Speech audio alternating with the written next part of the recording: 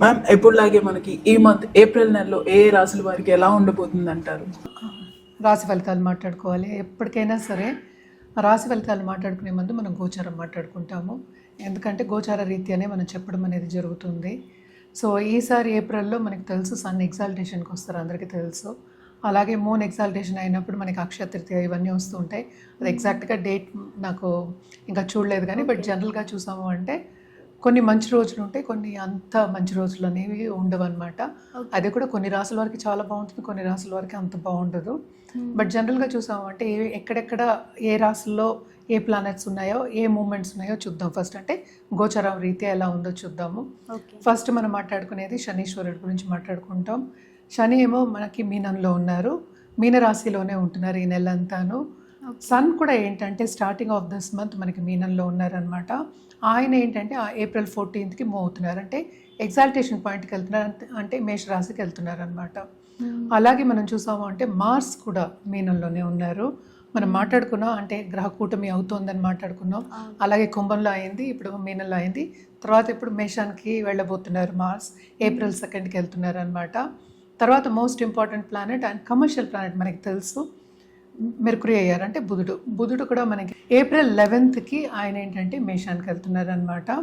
అలాగే మనం నెక్స్ట్ మాట్లాడుకోవాల్సింది శుక్రుడు మనకి తెలుసు టువర్డ్స్ ఎండ్ ఆఫ్ మార్చ్ ఏమో మనకి మేషానికి వెళ్ళారనమాట. ఆయన ఏప్రిల్ 19th వృషభానికి వెళ్తున్నారు.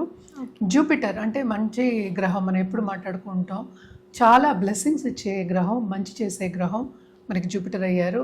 ఆయన ఏంటంటే మనకి ప్రస్తుతం మిథునంలో ఉన్నారు.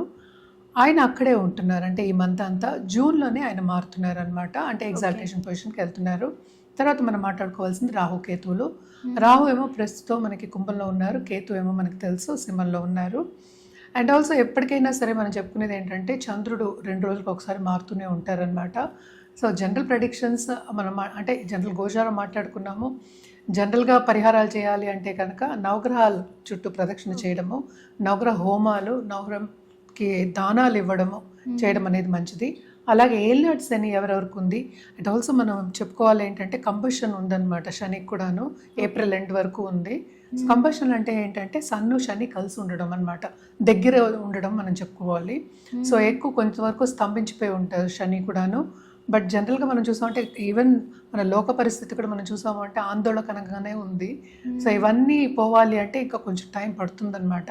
సో పరిహారాలు అందుకని మానేయకూడదు, మనం కంటిన్యూస్గా పరిహారాలు చేస్తూనే ఉండాలి. అంటే ఏం చేయాలి అంటే ఒక్కొక్క రాశి వాళ్ళకి ఒక్కొక్కటి ఉంటుంది. బట్ జనరల్ పరిహారాలు ఎప్పుడు నేను చెప్పేది ఏంటంటే దేవి పూజలు చేసేవాళ్ళు కంటిన్యూస్గా ప్లీజ్ దేవి పూజలు చేయండి.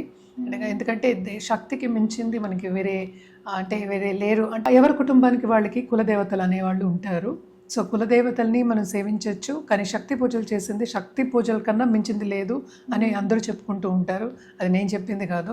సో శక్తి పూజలు చేసేవాళ్ళు కంటిన్యూస్గా, దేవి పూజలు చేసేవాళ్ళు కంటిన్యూస్గా చేయండి.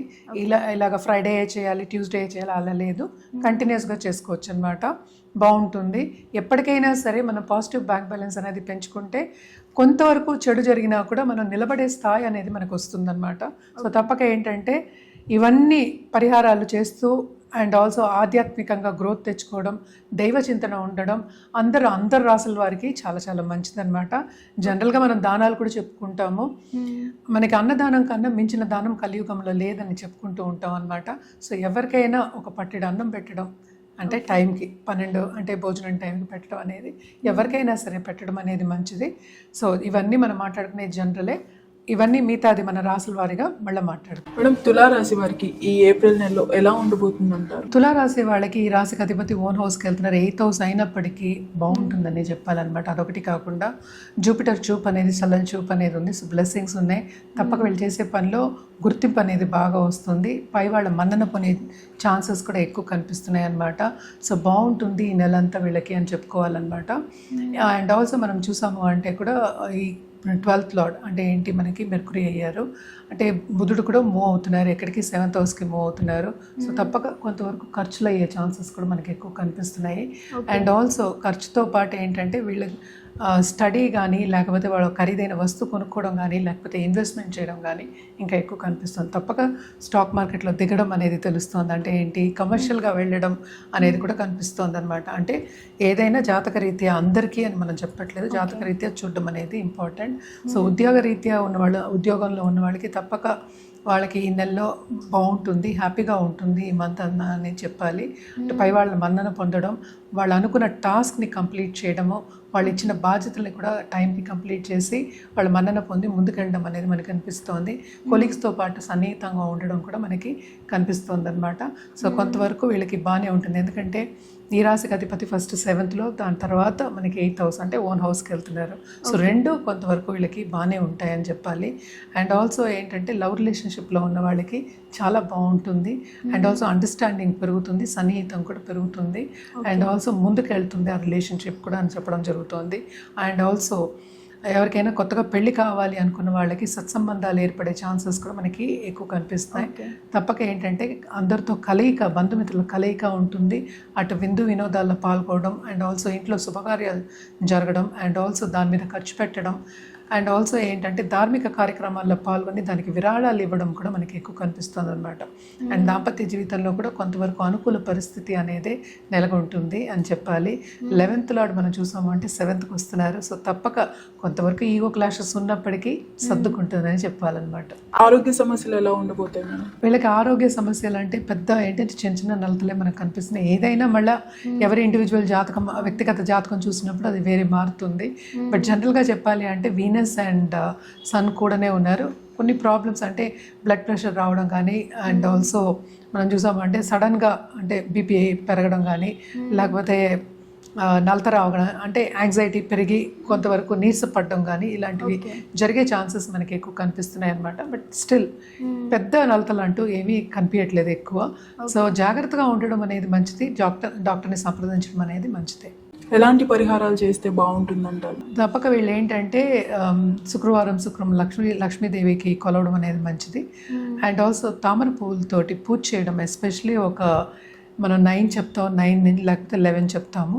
సో కొలవడం అనేది మంచిది. దాంతోపాటు ఏంటంటే నవగ్రహాలు హోమం చేయడం కానీ, నవగ్రహాల చుట్టూ ప్రదక్షిణ చేయడం తప్పక చేయండి. నవగ్రహాల చుట్టూ ఎవరు వద్దనట్లే 108 టైమ్స్ చేయండి, కానీ 9 టైమ్స్ చేసినా మనకి రిజల్ట్ వస్తుంది.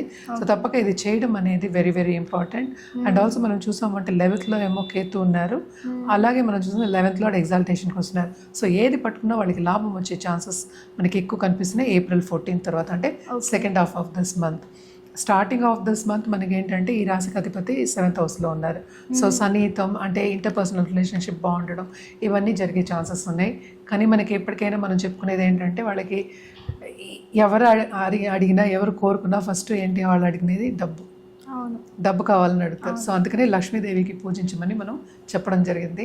రుద్రాక్ష విషయానికి వస్తే కనుక తప్పక వీళ్ళు ఏంటంటే నవముఖి రుద్రాక్ష వేసుకోవడం అనేది మంచిది. దాంతోపాటు షణ్ముఖి వేసుకోవడం కూడా ఇంకా మంచిది అనమాట. ఇవి రెండు కూడా చాలా మంచివి. ఏదైనప్పటికీ వ్యక్తిగత జాతకం మీదే ఆధారపడి ఉంటుంది. అలాగే కలర్స్ విషయానికి వస్తే కనుక తప్పక వీళ్ళు రోజ్ పింక్ నుంచి ఆల్మోస్ట్ మనకి ఆరెంజ్ షేడ్, రెడ్డిష్ ఆరెంజ్ వేసుకోవడం మంచిది. దాంతోపాటు గోల్డ్ వాడడం కూడా ఇంకా మంచిది, ఎస్పెషలీ ఆన్ ఫ్రైడేస్.